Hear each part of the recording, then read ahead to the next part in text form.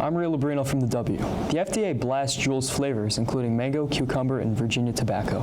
These flavors target teens. The FDA's commissioner said that last year, certain flavors are the one principal drivers of the youth's appeal of these products. There have been 400 accounts of teenagers becoming ill from vaping and 9 accounts of young adults dying.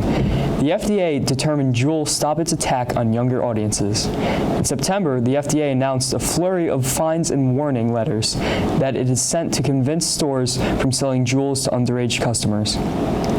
According to reports on News 12, companies must demonstrate with scientific evidence that their specific product does pose less risk or is less harmful. Juul has ignored the law, concerningly has made some of these statements in schools to our nation's youth. Jan Hoffman from the LA Times said that the CDC highlighted the dominance of Juul in the e-cigarette market. The CDC noted that Juul's lab sales soared from 2.2 million devices in 2016 to 16.2 million devices last year. On October 3, 2019, the FDA invaded Juul headquarters and obtained 1,000 pages of documents during an unannounced inspection of the dominant e-cigarette brand.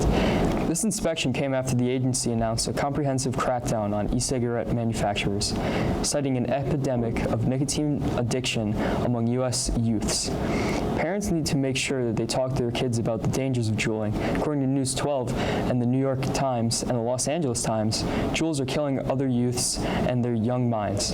Juuls have strong concentrations of nicotine, which is highly addictive and detrimental to the developing brain. Let's bring in our guest on this point. Joining us right now is former FDA Commissioner Dr. Scott Gottlieb. He is also a CNBC contributor. And Dr. Gottlieb, great to see you. Thanks for having me. So what do you think of cities taking steps like this? Well, look, I think they're in a bind right now because the epidemic's growing at such a great proportion. Up that deadline, but this moves it up even further.